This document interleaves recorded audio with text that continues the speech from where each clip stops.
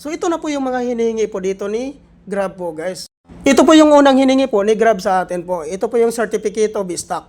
Kailangan po guys na picturean nyo po lahat yung mga dokumento po na kailangan po dito. Then hanapin nyo lang po sa inyong gallery. Yan po.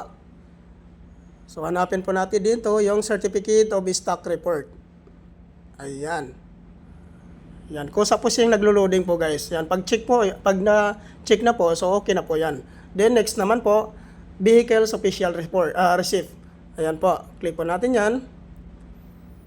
Then, direct tayo sa gallery po natin. Punta po tayo sa ating OR. Ayan. Yan, uploaded na rin. Dito naman po, a Certificate of Registration. Yan po yung CR po natin. Yan, upload lang po natin ulit. Yung CR po natin. Yan po, tapos na po. Then, scroll up po tayo ulit. So, napakarami po nito guys. Kailangan malagyan po natin lahat yan. Dito naman po, Vehicles Delivery Note. Ayan.